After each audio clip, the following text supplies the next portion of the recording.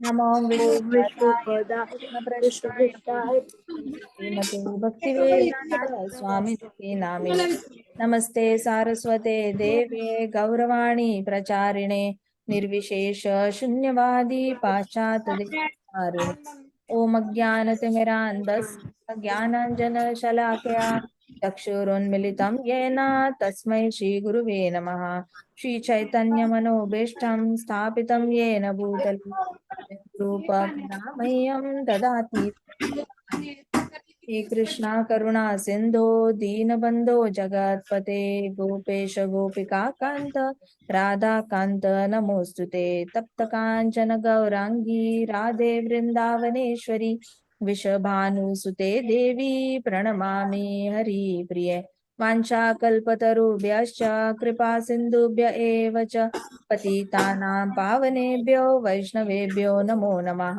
जय श्री कृष्ण चैतन्य प्रभु नित्यानंदा श्री अद्वैत गदाधर शिवासादि गौर भक्त वृंदा हरे कृष्णा कृष्णा कृष्णा हरे हरे हरे राम राम राम हरे हरे ओम नमो वासुदेवाय ओम नमो भगवते वासुदेवाय ओम नमो भगवते वासुदेवाय नारायणं नमस्कृत्यं नरं चैव नरोत्तमं देवीं सरस्वतीं व्यासं ततो जयम् उदीरयेत् नष्टप्रायेषु भद्रेषु नित्यं भागवत सेवया भगवती उत्तम श्लोकी भक्तिर्भवति नैष्टिकी मुखं करोति वाचालं पङ्गुं लङ्घायते गिरिं यत्कृपातम् अहं वन्दे श्रीगुरो दीनतारणं हरे कृष्णा कृष्णा कृष्णा हरे हरे हरे राम राम राम हरे हरे हरे कृष्णा माता जी। हरे कृष्णा। क्वेश्चन आंसर सेशन आज कंटिन्यू करते हैं। हरे कृष्णा माता जी। हरे कृष्णा हरे हरे कृष्णा कृष्णा माता जी। हरे कृष्णा। मुझे ये बताओ कि सनत कुमारों ने आते ही अल्टीमेट गोल तो बताया पृथु महाराज को, कैसे प्राप्त करना है वो भी बताया। फिर उन्होंने डिवोटी और नॉन डिवोटी का डिफरेंशिएशन क्यों बताया, वो तो मतलब क्या कारण था उनको बताने का? नॉर्मली जो टारगेट्स होते हैं वो क्या करते हैं, नॉन डिवोटीज होते हैं, वो अगर कोई पूरी तरह उनकी जीभ काट देंगे, कभी हाथ काट देंगे, कभी पैर, सिवियर पनिशमेंट्स। बहुत सीवियर पनिशमेंट्स देंगे। वो पार्शियलिटी करते हैं डिवोटीज और नॉन डिवोटीज। तो पार्शियली करेक्ट। अच्छा नेक्स्ट मुझे बताओ, डिवोटी और नॉन डिवोटी में चाहते थे ऐसा ना हो, तुम्हारा तुम्हारा परफेक्ट चले एंड इसलिए उन्होंने बताया and then good, very good. बताओ कि क्या क्यों बताया सनत कुमारों ने डिवोटी और नॉन डिवोटी में फर्क क्या है, ये सनत कुमारों ने क्यों बताया, राजा पृथु महाराज को क्यों बताया? माता जी, ताकि पृथ्वी महाराज ये समझ सके कि जो नॉन डिवोटीज है वो डिवोटीज से ज्यादा दुखी है, और जो भी मतलब जो नॉन डिवोटीज है उन्हें हेल्प की जरूरत है, और ताकि पृथ्वी महाराज समझ पाए कि उनकी प्रजा के एक्चुअल फीलिंग्स क्या है। ओके, तो नॉन डिवोटीज का दुख समझ के होगा क्या?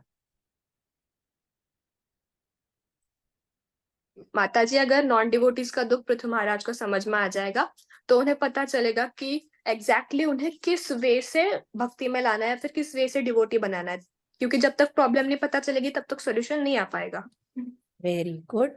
अच्छा ये बताओ, फर्क क्यों बताया लेकिन डिवोटीज और नॉन डिवोटीज में? क्या पृथु महाराज को फर्क नहीं पता था डिवोटी और नॉन डिवोटी में फर्क है? तो एक्चुअल क्या अचीव क्या करना चाहते थे सनत कुमार दोनों के बीच में डिफरेंस बताकर? माता जी, सनत कुमार हमें भी ये इंस्ट्रक्शन देना चाहते थे कि बहुत से जो न्योफाइट डिवोटीज होते हैं वो हमेशा मतलब कभी कभार जो नॉन डिवोटीज होते हैं उन्हें एकदम नीचे या फिर एकदम तुच्छ समझती कि ये लोग तो नॉन डिवोटीज है, ये मांसाहार करते हैं, ये बिल्कुल अच्छे लोग नहीं है। What do they want to achieve? Sanat कुमारों को अचीव क्या करना है? डिवोटी और नॉन डिवोटी का फर्क बताकर उनको अचीव क्या करना है? क्या दृष्टि देना चाहते हैं वो पृथु महाराज को? एज अ राजा उनकी दृष्टि क्या होनी चाहिए जब वो सिंहासन पर बैठे हुए हैं और वो पूरी प्रजा को एड्रेस कर रहे हैं? उनकी क्या दृष्टि होनी चाहिए? माताजी शायद उन्हें इक्वालिटी से देखना चाहिए। वेरी गुड, हरी बोल। इक्वालिटी का विजन दे रहे हैं सनत कुमार, उनको क्या दे रहे हैं? एक नजर दे रहे हैं जिससे कि वो भक्त और भक्तों में और भौतिकवादियों में फर्क ना करे। Basic reason I will tell you होता क्या है। एक इंसान जो होता है वो अपने परिवार से ज्यादा प्यार करता है, नेबर्स से ज्यादा प्यार किससे करेगा? अपने परिवार से। लेकिन जब बात आती है सोसाइटी की, तो पूरी सोसाइटी से ज्यादा प्यार किस पे आ जाएगा? नेबर्स पे आ जाएगा, फेवरेटिज्म आ जाएगा। जब पूरे कम्युनिटी की बात आएगी तो कम्युनिटी में सबसे ज्यादा फेवरिज्म सोसाइटी को जाएगा। पूरे देश में जब बात आएगी अलग अलग स्टेट्स की, तो अचानक से उसका फेवरेट स्टेट कौन सा बन जाता है, राज्य कौन सा बन जाता है? जिस राज्य को वो बिलोंग करता है, स्टेट को बिलोंग करता है। या फिर वो अपनी लैंग्वेज, जितने लोग उसकी लैंग्वेज बोलते हैं सडनली वो उसके फेवरेट हो जाते हैं। जितने लोग उसके जैसा ही खाना खाते हैं वो फेवरेट बन जाएंगे एज कंपेयर टू बाकी लोग। फिर बाहर के देश में जाएगा तो सडनली उसका अपना देश उसके लिए ज्यादा प्यारा हो जाता है। तो होता क्या है कि जैसे जैसे सर्कल बढ़ता है उसके अंदर का जो सर्कल है वो ज्यादा प्यारा होता है। तो पृथु महाराज के लिए वैल्यू पता चली। नहीं, ऐसे नहीं होता। कैसे होता है कि अगर घर के बच्चे में और पड़ोसी के बच्चे में लड़ाई हुई तो घर के बच्चे का साइड लिया जाएगा।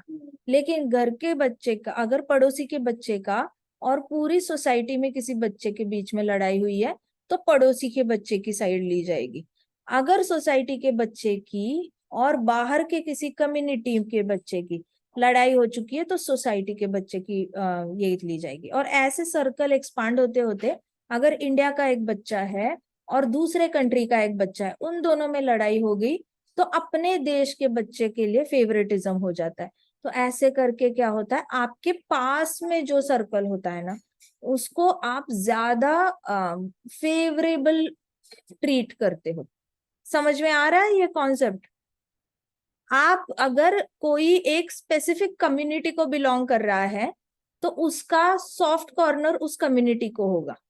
अगर उसके पास परिवार है तो पहला सॉफ्ट कॉर्नर परिवार को जाएगा, दूसरा फिर जाके उसका अलग अलग community based, religion based, colour based, उसके बाद स्टेट ज्योग्राफिकल लोकेशन बेस्ड, राज्य हो गया, कंट्री हो गया। तो ऐसे करके फेवरेटिज्म आप चाहे डिवोटी और नॉन डिवोटी में डिवाइड ना भी करो तो भी उसका फेवरेटिज्म का इन्फ्लुएंस बढ़ता जाएगा डिपेंडिंग अपॉन कौन से लोग न्याय मांगने आ रहे हैं राजा के पास। तो जो भी न्याय मांगने आ रहा है अगर वो उसकी खुद के कुल का होगा तो उसको नेचुरली थोड़ा सा रिलैक्सेशन दिया जाएगा। क्षत्रिय का ही होगा तो उसको रिलैक्सेशन दिया जाएगा। हो सकता है उसके मदर के साइड के लोग हो, उसके गांव के हो, मदर के साइड के गांव के लोग हो, या मदर जिस कंट्री को बिलोंग करती है। जैसे गांधारी आई थी अफगानिस्तान से, गंधार से आई थी, तो अगर कोई राजा बना तो वो सोचेगा अरे ये तो अपराधी गंधार से है तो इसको थोड़ा सा कम पनिशमेंट दे देते, ज्यादा नहीं देते। तो ऐसे करके फेवरेटिज्म राजाओं का भी नेचुरली हो जाता है क्योंकि वो किसी ना किसी कम्युनिटी को बिलोंग करते हैं, किसी कंट्री को बिलोंग करते हैं, किसी कास्ट को बिलोंग करते हैं, रिलीजन को बिलोंग करते हैं। तो आपका सर्कल ऐसे ऐसे एक्सपांड होता है लेकिन फेवरेटिज्म हमेशा रहेगा।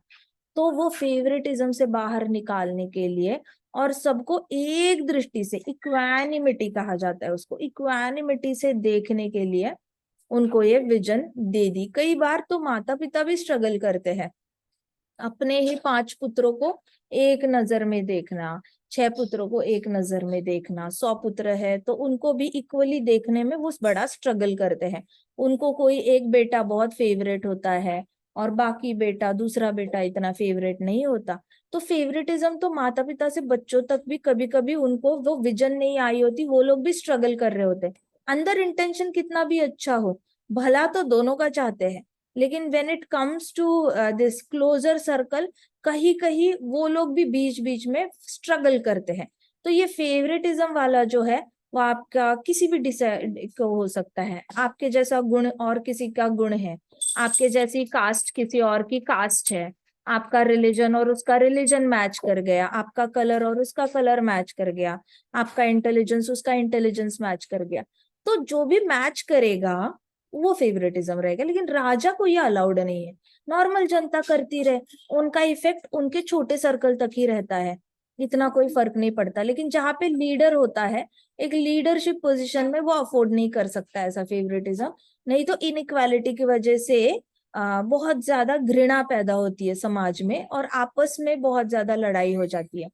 तो इसलिए इट इज नॉट। आज अगर जो भी इतने सारे कंट्रीज है जो डेमोक्रेसी पे चल रहे, सारे कंट्रीज में जो भी पार्टी रूल करती है, तो दूसरी पार्टी को लग रहा होता है कि ये हमारे सपोर्टर्स को फैसिलिटी नहीं दे रहे, हमारे सपोर्टर्स का लाइसेंस निकाल रहे हैं, हमारे सपोर्टर्स को तंग कर रहे हैं, उनके बिजनेस नहीं चलने दे रहे हैं, उनको प्रोजेक्ट्स नहीं दे रहे, उनको कमाने का कोई सोर्स नहीं क्रिएट करके दे रहे हैं, उन पे रेट डाल रहे हैं, उन कुछ ना कुछ कंप्लेन होती रहती है। तो वहां पे समाज का विभाजन जहाँ पे भी है ऐसा, तो विभाजन क्यों हुआ है? क्योंकि उनको कॉन्सेप्ट ही नहीं पता कि सबको एक नजर से कैसे देखा जाता है, और किसी के भी मन में वो नहीं आना चाहिए कि हमें कम फैसिलिटी दी जा रही है और दूसरे को ज्यादा दी जा रही है। तो ये वाला राजा के पास होना चाहिए। इसलिए सनत कुमारों ने डिवोटी और नॉन डिवोटी का फर्क बताया, क्योंकि Prithu Maharaj was primarily a devotee. Prithu Maharaj अपने आप को क्षत्रिय करके आइडेंटिफाई नहीं कर रहे थे। पृथु महाराज की आइडेंटिटी आ रही थी कृष्णा के लोटस फीट से। तो नेचुरली पृथु महाराज थोड़े से इंक्लाइंड रहेंगे जो कृष्णा के लोटस फीट को वर्शिप कर रहे हैं।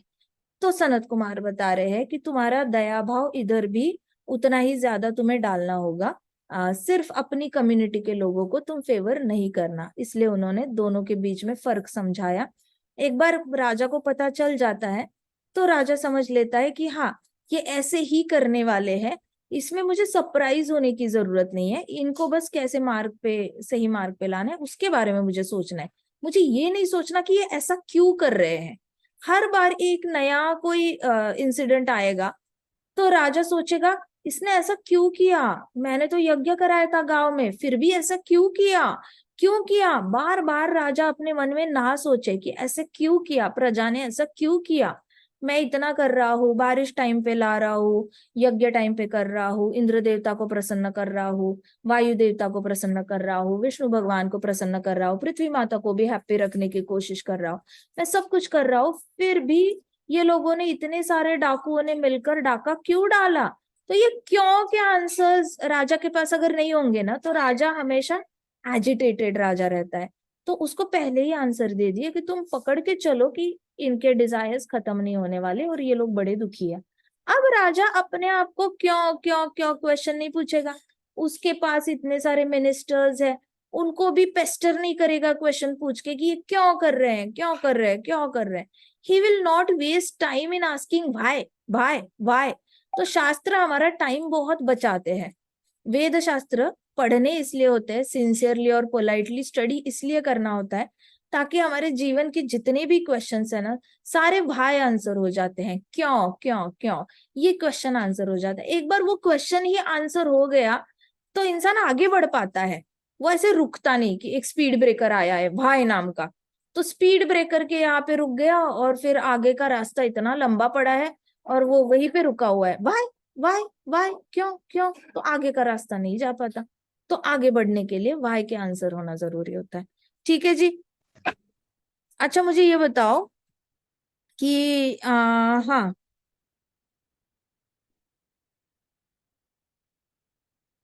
हमारे शिला प्रभुपाद की भगवत गीता है, वो बहुत सारे लोगों में भक्ति भाव कैसे जनरेट करती है। शिला प्रभुपाद के हमारे पर्पॉट्स है और हमारा भागवतम जो शिला प्रभुपाद ने लिखा हुआ है, यही सबसे ज्यादा पॉपुलर और ट्रांसफॉर्मेटिव क्यों प्रूव हुआ है।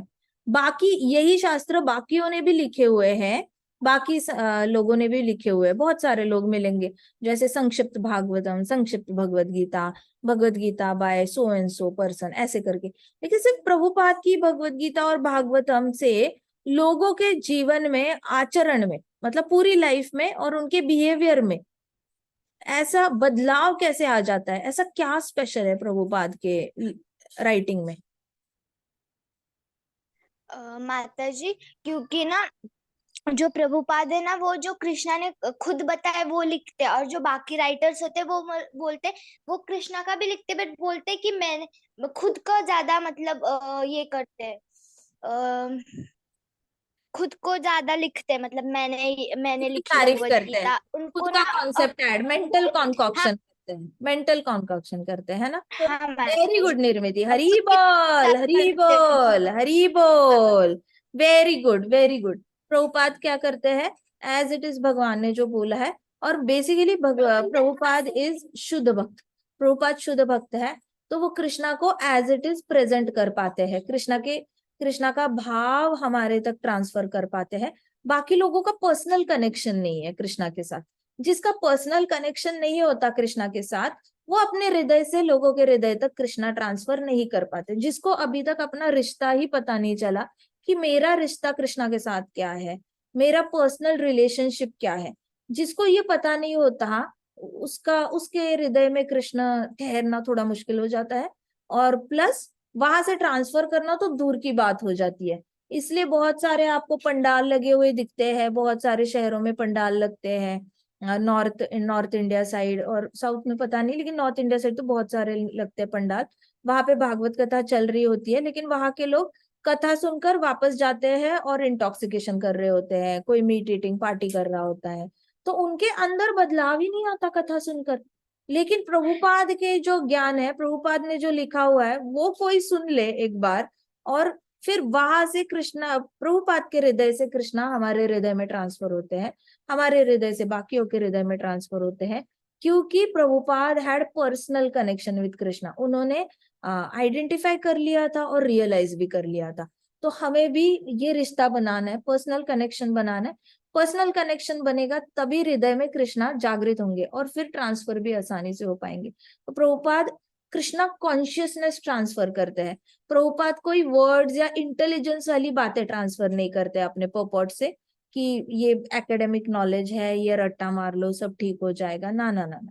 प्रभुपाद अपने हार्ट से कृष्णा निकालकर हमारे हार्ट में गिफ्ट करते हैं, हार्ट में हमेशा के लिए चिपका देते हैं। ये फर्क है बाकी लेखकों में और प्रभुपाद में। प्रभुपाद ने लिखते वक्त ही उनका भाव था, मैं सेवा कर रहा हूँ, मैं बस सेवा कर रहा हूँ, मैं अपने गुरु की सेवा कर रहा हूँ। तो इसकी वजह से क्या होता है, जब हम भगवत गीता और भागवतम प्रभुपाद ने लिखा हुआ पढ़ते हैं, हमारे हृदय में भी सेवा भाव आ जाता है गुरु के तरफ। हमारे हृदय में कहीं से भी नहीं आता कि लोग आके मेरी तारीफ करें, धनम सुंदरिम जन्म, कि मुझे बहुत धन मिले, मेरे पीछे बहुत सारे लोग भागे, और जन्म मतलब मुझे बहुत नेक्स्ट जन्म बहुत ज्यादा अच्छा मिले। तो ये तीन इच्छाएं जो है वो चली जाती है। नेक्स्ट जन्म बहुत अच्छा मिले, वो उन लोगों की इच्छा होती है जिनके पास सब कुछ। माता जी, आवाज नहीं आ रही। सबको नहीं आ रही, किसी को भी नहीं आ रही? आ रही माता है? जी आ रही है। आ रही है। ओके, ठीक है। माता जी, आवाज आ रही है। Okay fine. तो प्रभुपाद के साथ क्या होता है ना, कि प्रभुपाद की भगवत गीता भागवतम पढ़ने से क्या होता है कि प्रभुपाद ने दास्य भाव में अपने गुरु के प्रति दास्य भाव में ये सब कुछ लिखा हुआ है, और उनको गाइड करने वाले ही रूपमंजरी थे जो डिक्टेट कर रहे थे पीछे से। तो ये दोनों कॉम्बिनेशन आ गए। इसकी वजह से हम जब भगवत गीता और भागवतम पढ़ते हैं, तो गोपियों का जो भाव था ना, राधा रानी की सेवा करने के लिए, कृष्णा के लिए अपना पूरा सर्वस्व देने की इच्छा है, तो वो वैराग्य इमीडिएटली आ जाता है। क्योंकि गोपियों के पास अनलिमिटेड वैराग्य है। सबके पास अनलिमिटेड वैराग्य नहीं होता, कृष्णा के पास अनलिमिटेड वैराग्य है, और कृष्णा के लिए अनलिमिटेड वैराग्य गोपियों के पास है। और Roopmanjari, Rupa Goswami ji was nothing, nobody, but he was Roopmanjari. तो रूपमंजरी का वैराग्य भाव, कृष्णा के चरणों के प्रति आसक्ति, कृष्णा के प्रति आसक्ति, सेवा भाव गुरु के प्रति, ये सब कुछ कंबाइन होके प्रभुपाद का सारा ज्ञान इंटेलिजेंस के रूप में, इंटेलिजेंस में फिट नहीं होता, हृदय में परिवर्तन लाता है। हमारे भाव में, the way we think about Krishna, we feel about Krishna, we talk about Krishna, and how we worship Krishna, ये चारों चीजों में शिफ्ट आ जाता है, बिहेवियर में शिफ्ट आ जाता है, हमारा बर्ताव बदल जाता है। हम क्या सोचते हैं, हम क्या बोलते हैं, हम क्या खाते हैं, क्या पीते हैं, लोगों से व्यवहार कैसे करते हैं, इस सब में फर्क इसीलिए आता है क्योंकि भाव ट्रांसफर होता है। अब यही आप किसी लोकल कोई सी फिलोसोफर की गीता पढ़ लो, या किसी और फिलोसोफर का भागवतम पढ़ लो, या फिर कोई ऐसे इंसान जो पंडाल लगा के भागवतम सुना रहा है और उसको बस 500 रुपए सबसे डोनेशन चाहिए, पैसे के लिए उसने दान कुंड रखा हुआ है वहां पे, और दान पेटी रखी हुई है कि चलो डालो अपना पैसा तो आप ये करो, और फिर कुछ सेलिंग वेलिंग चल रही है उसके लिए कर रहा है। तो आपको बहुत फर्क समझ में आएगा कि जब आप वो भगवत गीता पढ़ते हो तो आप सडनली बहुत सोच विचारों के सर्कल में फंस जाते हो, और आपके बिहेवियर तो बदलता ही नहीं। आलसी क्या आलसी, लेट तो लेट ही उठ रहे हो, 4 लोगों में जाके रात को पार्टी अटेंड कर रहे हो, और रात की पार्टी में आप रिलीजन डिस्कस कर रहे हो, इंटॉक्सिकेशन करते करते स्पिरिचुअलिटी डिस्कस कर रहे हो। तो ये क्यों होता है? क्योंकि जो लिखने वाला है ना उसने भी वही किया होता है, शाम को जाके कहीं पे बार में बैठ के इंटॉक्सिकेशन किया होता है, वापस आके फिर लिखा होता है, सुबह उठ के लिखा होता है, और फिर उसका जो बर्ताव होता है ना, बिहेवियर होता है, वो रीड करने वाले के अंदर चला जाता है जो उसकी भगवत गीता पढ़ रहा है। जिसने तो ऐसे भजन गाए हैं, हिंदी के कृष्ण के भजन गाए होंगे, या कोई मराठी होते हैं, तेलुगु होते हैं, लेकिन जो तो एक्चुअल में डिवोटी नहीं है लेकिन इंटॉक्सिकेशन कर रहा है, मीट ईटिंग भी कर रहा है, स्मोकिंग भी कर रहा है, ये सारी चीजें कर रहा है, और बैठे बैठे 3-4 रागों को मिक्स करके कृष्णा का भजन बना रहा है। तो ऐसे लोगों का भजन भी वही लोग सुनने जाते हैं जिनको रूल ब्रेक करने होते हैं। तो जिसका संग करते हो आप वैसे ही आपके अंदर बिहेवियर आ जाता है। आपके हृदय में भक्ति उतरती नहीं है उससे, आपके हृदय में आप गंधर्वों की तरह उनका गाना अप्रिशिएट करने लग जाओगे। वाह वाह वाह क्या राग है, वाह वाह वाह वाह कितना सुंदर गाया, अरे वाह वाह कितना अच्छा सितार, कितना अच्छा तबला, कितना अच्छा हारमोनियम, पियानो कितना अच्छा, वायलिन कितना अच्छा, गिटार कितना अच्छा। तो ऐसे करके संगीत में तोलने लग जाते हो उसको, जो तो स्वर्ग लोक वालों का काम है, गंधर्वों का काम है। तो भक्त भाव नहीं आता अंदर। वैसे ही ये फिलोसोफर्स जो यूके के हैं, अमेरिका के हैं, इंडिया के फिलोसोफर्स हैं, मायावादी लोग हैं, जो ये भगवत गीता लिखते हैं, आप उनकी तरह धीरे धीरे उनका बर्ताव एक्सेप्ट करते हो। मायावादी की भगवत गीता पकड़ ली तो आप बस 4 स्पिरिचुअल लोगों को इकट्ठा घर पे बुलाओगे, चाय पे कॉफी पे, और आप बस धर्म डिस्कस करोगे, और फिर चलो जिसको जो सही लगता है वो करे, सब लोग वैसे एक ही होते हैं, कोई फर्क नहीं पड़ता। ऐसे करके फिर सब अपने अपने रास्ते जाएंगे, फिर शाम को कभी वो पार्क में मिलेंगे या किसी गेट टुगेदर में मिलेंगे, वापस थोड़ा थोड़ा अपना जो मायावादी भगवदगीता पढ़ी है थोड़ा थोड़ा डिस्कस करेंगे, निकलते वक्त बोलेंगे चलो सब अपना अपना, वैसे भी तो हमें पता ही नहीं है अगला जन्म देखा किसने है, तो सब अपना अपना करो। ऐसे करके नॉर्मल बहुत ही लाइटली भक्ति लेकर, भक्ति तो आती नहीं लेकिन बहुत लाइटली अपना इंटेलिजेंस सेटिस्फाई करके निकलते हैं कि आज उसने बोला मैंने सही बोला, उसने नहीं बोला लेकिन अगली बार मैं मिलूंगा तो मैं उससे मनवा के रहूंगा। तो अपना इंटेलिजेंस सेटिस्फाई करने की बहुत कोशिश होती है, और वो कहीं ना कहीं उनका सेटिस्फाई हो भी रहा होता है मायावादी भगवदगीता पकड़ के। लेकिन प्रभुपाद की भगवदगीता पढ़कर या भागवतम पढ़कर कोई अपना इंटेलिजेंस शोकेस करने नहीं जाता।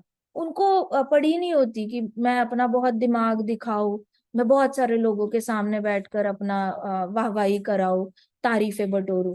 ये उनका एम्बिशन रहता ही नहीं, उनका एम्बिशन ही खत्म हो जाता है अंदर से इच्छा खत्म हो जाती है। तो इच्छा खत्म करने का मार्ग ये कृष्णा के चरण कमलों से अटैच होना। कृष्णा के चरण कमलों से अटैच होना है तो डीटी वर्शिप और चैंटिंग करना पड़ता है, ये 2 मार्ग छोड़ने नहीं पड़ते। इसलिए प्रभुपाद ये सब कुछ करते थे, इसलिए उनकी भगवदगीता भागवतम से हमारे जीवन में बहुत ज्यादा ट्रांसफॉर्मेशन आती है एज कंपेयर टू बाकी लेखकों से। अंडरस्टूड? यस और नो? समझ आई बात? यस माता जी। अच्छा, मुझे ये बताओ,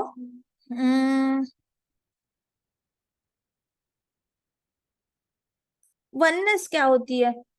ब्रह्मांड में वननेस क्या होती है? माता जी एक बार क्वेश्चन रिपीट कीजिए। What is oneness? वननेस। शाबाश, एवरीथिंग इज वन। उसका मतलब क्या है एवरीथिंग इज वन? मतलब माता जी सब चीजें एक ही है। सही बात है। ये कौन कहता है? मायावादी। माताजी मायावादी। शाबाश, ये हुई ना बात। हरी बोल, वेरी गुड, आपको वननेस कॉन्सेप्ट आ गया, बहुत अच्छा लगा मुझे। अब बताओ कि डिफरेंसेस डिफरेंसेस में क्या होता है? How everybody is different? माताजी अचिंत्य भेदाभेद। हाँ जी, अचिंत्य भेदाभेद तत्व, मुझे बताना, मैं भूल गई, अचिंत्य भेदाभेद तत्व क्या होता है?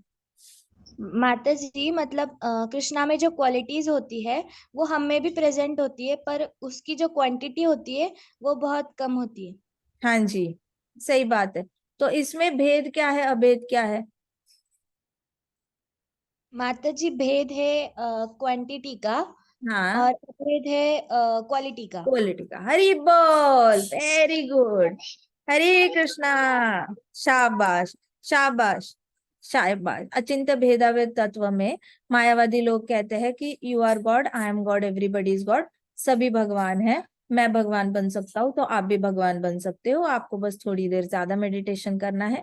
मैं लाइट देख सकता हूँ तो आप भी लाइट देख सकते हो, और मैं बॉडी छोड़ के कहीं और प्लेनेट पे ट्रैवल करके आ सकता हूँ तो आप भी कर सकते हो।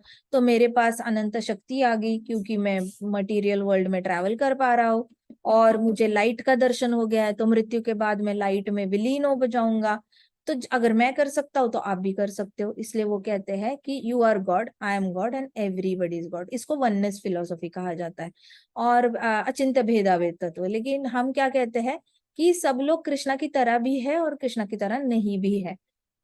अचिंत्य भेदा भेद, इसमें क्या होता है कि हम कृष्ण की तरह कैसे, हम सब इंडिविजुअल है, सारी आत्माएं इंडिविजुअल है, कोई भी आत्मा एक जैसी नहीं है, सबकी अपनी अपनी क्वालिटी है। और साथ में कृष्णा में जो क्वालिटीज है वो सारी क्वालिटीज सारी आत्माओं में कहीं ना कहीं दे डाली है कृष्णा ने। बट कृष्णा में 10 on 10 होगा क्वालिटी, तो हमारे पास हार्डली 1 on 10 होगी वो क्वालिटी, हमारे पास ज्यादा नहीं। तो समंदर कृष्णा है, समंदर अगर कृष्णा के पास इंटेलिजेंस है ओशन की जितना, तो हमारे पास इंटेलिजेंस एक ड्रॉप ऑफ वाटर है। वैसे ही कृष्णा के पास अगर ब्यूटी है ओशन जितनी, तो हमारे पास ब्यूटी कितनी होगी, ड्रॉप ऑफ वाटर जितनी। तो हम क्वांटिटी में कम पड़ जाते हैं कृष्णा से, लेकिन क्वालिटी में हम बिल्कुल सेम है कृष्णा से। कृष्णा में हमारे पास जो क्वालिटीज है वो सारी कृष्णा से आ रही है, और कृष्णा डिसाइड करते हैं कि मैं अपनी कौन सी क्वालिटीज इसको दूंगा। तो कुछ क्वालिटीज सुप्त रूप में होती है, सुप्त रूप मतलब छिपी हुई रहती है, दबी हुई रहती है, काफी लोगों को पता भी नहीं होता कि उनके पास कृष्णा की ये क्वालिटी है। जैसे वैराग्य, वैराग्य एक ऐसी क्वालिटी है जो जन्मे हुए बच्चे के पास पहले 5 साल तक भी नहीं आती। जैसे जन्मता है हाथ में रैटल पकड़ता है, तब भी वैराग्य नहीं आता, उसके हाथ से रैटल खींच के देखो वो रोने लग जाएगा।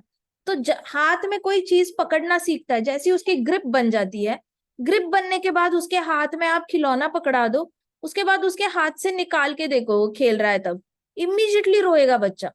तो वैराग्य वाली जो क्वालिटी है कृष्णा के पास तो है ही 100 out of 100, हमारे पास एकदम 1 out of 100 होती है, मतलब एक नंबर एक ही होता है, 1 out of 100 होती है। जैसे ही जन्मते हैं वैराग्य तो होता ही नहीं है हमारे पास, हमें सब चाहिए होता है, ये भी चाहिए वो भी चाहिए, छोटे बच्चे हर चीज मुंह में डालते हैं, उनको हर चीज चाहिए होती है। तो ये वाली चीज धीरे धीरे धीरे करके वानप्रस्थ का जब टाइम आ जाता है, तब जाके हाथ से जब छूटने लग जाती है चीजें, धीरे धीरे उनको बुरा लगना कम हो जाता है। फिर एक्सेप्टेंस आ जाता है कि हाँ ये चीज तो हाथ से जानी थी, यह चीज तो हाथ से जानी थी। धीरे धीरे उनको जब एक्सेप्टेंस आ जाता है तब एक्चुअल वैराग्य उनका प्रकट होता है। तो सुप्त अवस्था में हमारे पास कृष्णा की क्वालिटीज होती है, प्रकट अलग अलग टाइम पे होती है। जैसे किसी का नॉर्मली ही किसी के पास ऐसे रिचनेस नहीं होगी, ब्यूटी नहीं होगी, फेम नहीं होगा, ऐसा भी हो सकता है, वो सुप्त अवस्था में होगा। सुप्त अवस्था में होगा और जिसको चाहिए फिर वो ऊपर निकल के आएगा, जिसको चाहिए ही नहीं वो ऊपर निकल के नहीं आएगा। जैसे गौर किशोरदास बाबा जी, उनको नेम एंड फेम चाहिए ही नहीं था, जब चाहिए नहीं तो वो क्वालिटी कृष्णा की प्रकट नहीं हुई, लेकिन फिर भी उनका नेम एंड फेम उनके शिष्य ने ही बहुत बढ़ाया। भक्तिसिद्धांत सरस्वती महाराज ने इतने अचीवमेंट्स किए नहीं होते, उनके गुरु को शायद कोई पहचानता नहीं, क्योंकि उन्होंने एक ही शिष्य एक्सेप्ट किया था। लेकिन भक्ति सिद्धांत सरस्वती महाराज ने अपने गुरु का नाम बहुत रोशन किया, प्रभुपाद ने भक्ति सिद्धांत सरस्वती महाराज का नाम रोशन किया। तो ऐसे करके जिसको नहीं चाहिए होता है वो खुद इतना नहीं करता, लेकिन उसके शिष्य आके उसका बहुत नाम रोशन कर लेते हैं। तो वैराग्य जो है वो स्टेप बाय स्टेप आता है। नेम एंड फेम नहीं चाहिए होता है, कृष्णा को देने की इच्छा होगी तो दे देंगे कृष्णा, लेकिन जिसको चाहिए उसका जल्दी प्रकट भी हो जाएगा।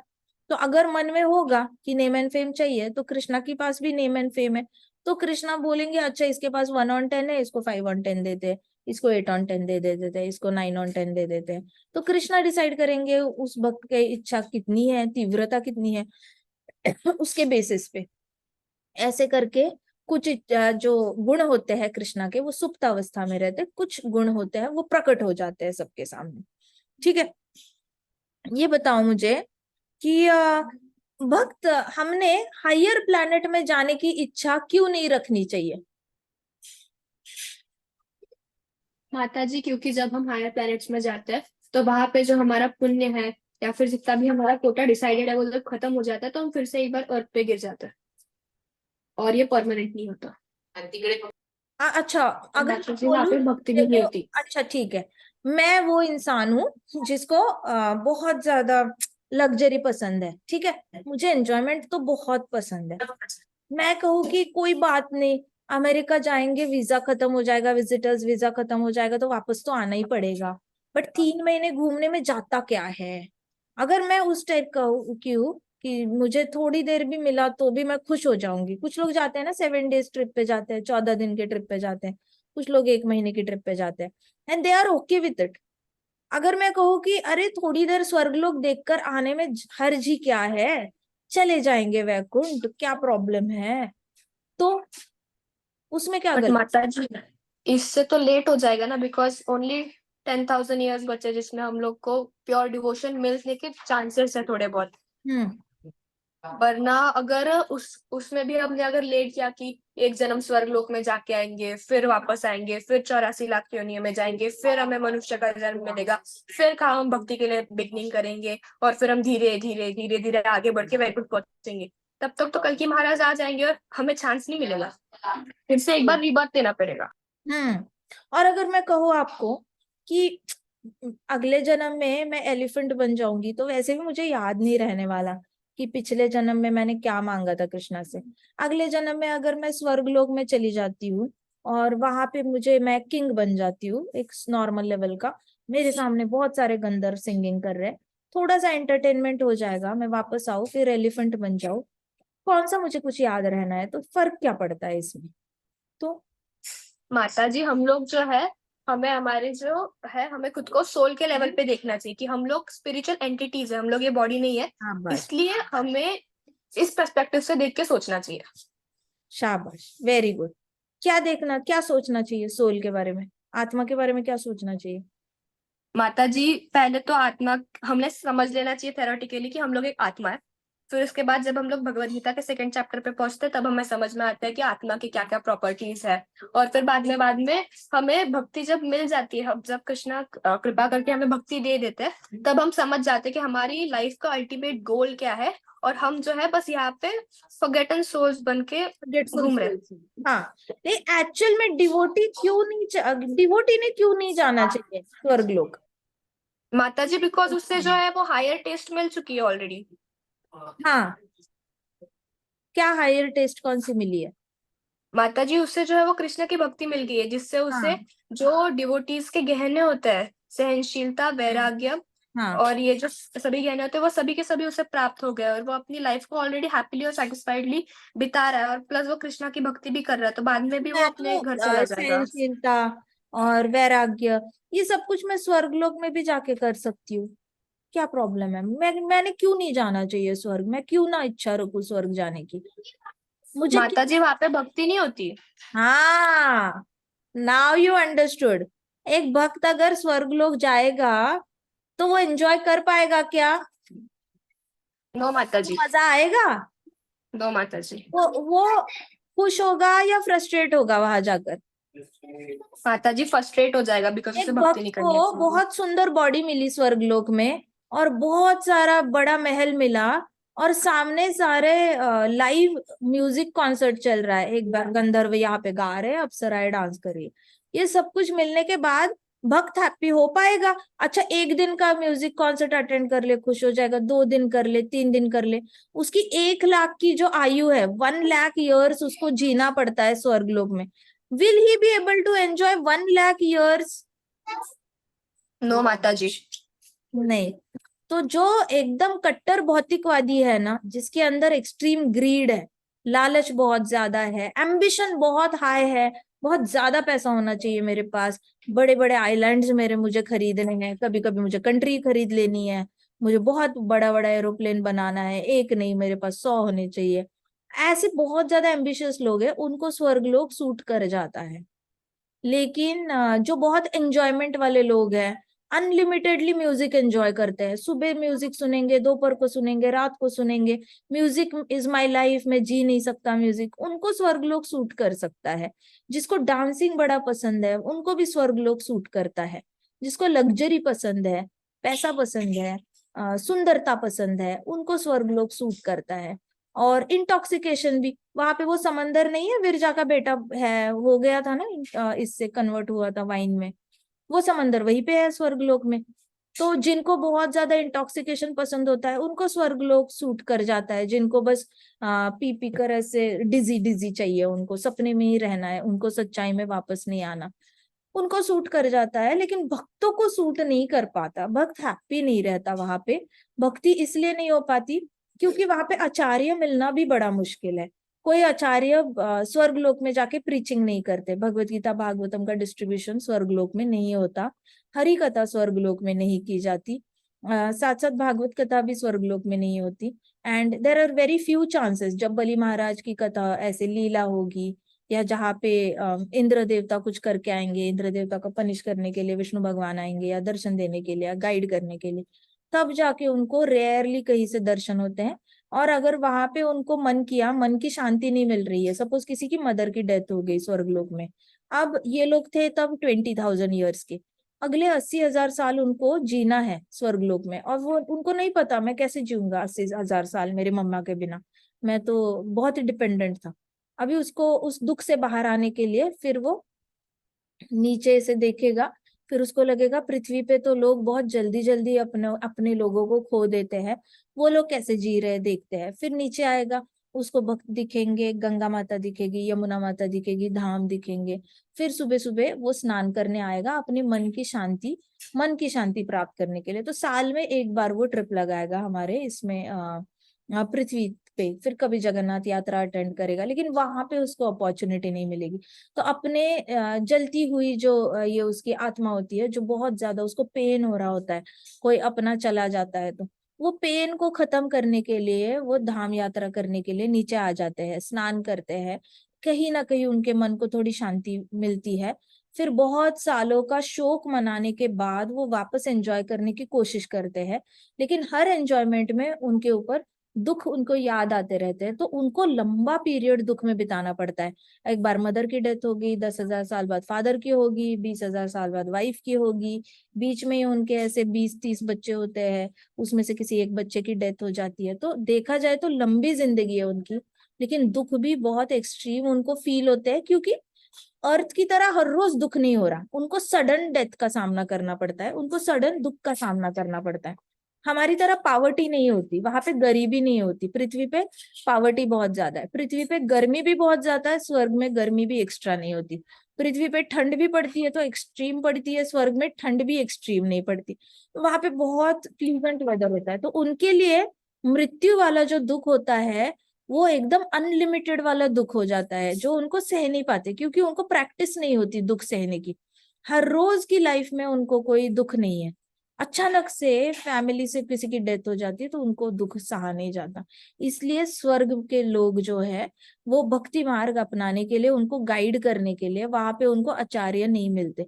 हालांकि बृहस्पति वहीं पे रहते हैं, लेकिन बृहस्पति नॉर्मली एजुकेशन देते हैं, वो इकोनॉमिकल एजुकेशन देते हैं, आगे कैसे बढ़ना है, करियर में अपना अपना अपना एम्बिशन कैसे सेट करना है, ये विद्या वो विद्या, लड़ाई कैसे करनी है असुरों के साथ, ये सारी चीजें, अपनी इच्छाएं पूरी कैसे करनी है, यज्ञ वो यज्ञ कैसे करना है जिससे इच्छा पूर्ति यज्ञ कहा जाता है, वो कैसे करना है, शिव जी को कैसे प्रसन्न करना है, ब्रह्मा जी को, विष्णु को, ऐसे सारा ज्ञान दिया जाता है। लेकिन भक्ति मार्ग का ज्ञान उनको नहीं मिल पाता।